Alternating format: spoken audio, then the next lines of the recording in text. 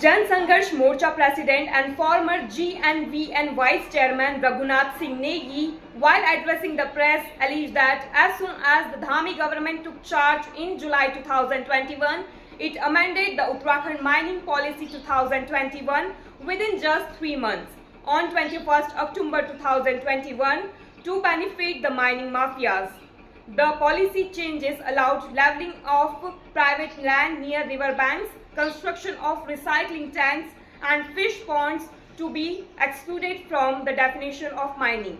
Additionally, the license validity was extended from 1 year to 5 years, and environmental clearance was also waived. To further benefit the mining mafias, the royalty was rescued from Rs 506 per ton to just Rs 70 per ton, and heavy machinery was permitted to exploit the rivers, causing huge revenue loss of thousands of crores to the government. Anticipating even greater losses, the Uttarakhand High Court intervened and through public interest litigation number 90/2020 ordered the government on 30th March 2022 to stop mining activities. In another PIL, the High Court issued notice to the government and the CBI on 31st March 2023.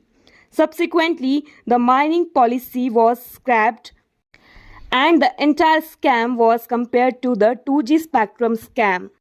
Negi further stated that seeing the loss of their mafias alleges, the Dhami government hurriedly filed an SLP in the Supreme Court against the High Court's decision. However, the government faced severe embarrassment and was forced to withdraw its SLP on September 11, 2023.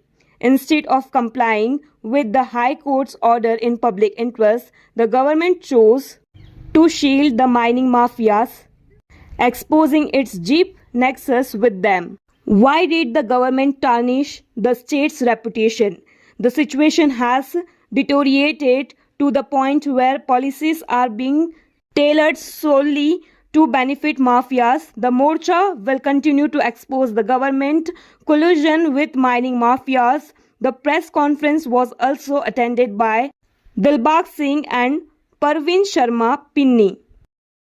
दरअसल धामी सरकार का पहला कार्यकाल जुलाई 2021 से लेकर के और अक्टूबर 2021 में इन मात्र 3 महीनों के अंदर धामी सरकार ने खनन माफिया को फायदा पहुंचाने के लिए जो निजी नाप भूमि है नदी किनारे उनके समतलीकरण का मामला, चाहे मत्स्य तालाब इनसे खनिज निकाल के परिवहन का मामला, इनको फायदा पहुंचाने के लिए पूरी नियमावली में ही संशोधित कर दिया, संशोधन किया उसमें, और उसके माध्यम से इसको खनिज की परिभाषा से बाहर कर दिया। उसमें जो चाहे बड़ी बड़ी भारी मशीनें थी उनको भी खुदान की अनुमति दी गई। उसके साथ साथ जो रॉयल्टी 506 रुपये थी अन्य स्रोतों से मिलने वाली, इनको फायदा पहुँचाने के लिए 70 रुपये प्रति टन के हिसाब से किया। इससे सरकार को करोड़ों रुपये का नुकसान हुआ।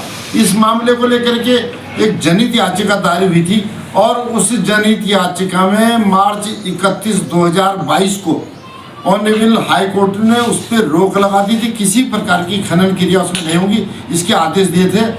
और इसी प्रकार एक अन्य जनहित याचिका में इस नियमावली को रद्द कर दिया था और ऑनरेबल हाई कोर्ट ने इस बात को माना था कि ये 2G स्पेक्ट्रम घोटाले के जैसा है, यानी बहुत बड़ा घोटाला हुआ। लेकिन सरकार ने इस पर कार्रवाई करने के बजाय एकदम इसके खिलाफ, क्योंकि माफियाओं का इतना दबाव था, माफियाओं से साठ गांठ थी, एकदम से ऑनरेबल सुप्रीम कोर्ट में SLP दायर कर दी। अब बताइए उनको फायदा पहुंचाने के लिए क्या इस सरकार की मती मारी गई थी? क्यों सरकार उनको फायदा पहुंचाने चाह रही थी? और उसके बाद सरकार की जब किरकिरी हुई तो सरकार ने 11 सितंबर 2023 को अपनी SLP वापस ले ली। ये बताइए ये हाल इस प्रदेश के अंदर चल रहा है। और इस तरह से समझ लीजिए धामी सरकार का पहले दिन से ये फोकस था, जो पहला कार्यकाल था जुलाई से लेकर के उन्होंने अगले दिन से ही इस बात पे इस मामले में काम शुरू कर दिया कि मुझे नियमावली चेंज करनी है, क्योंकि उनका एहसान उतारना था खनन माफियाओं का। और खनन माफियाओं को फायदा पहुंचाने के लिए इस प्रदेश का जो इतना बड़ा राजस्व का नुकसान हुआ है, बताइए हजारों करोड़ के जो राजस्व नुकसान का मामला, उसमें आपको चाबुक चलाना चाहिए था। उसके खिलाफ जो है कार्रवाई करनी चाहिए थी। और इस मामले में ऑनरेबल हाई कोर्ट ने सीबीआई को भी नोटिस देते, प्रदेश सरकार को भी नोटिस देते, लेकिन ये गैर जिम्मेदार सरकार एसएलपी में गई।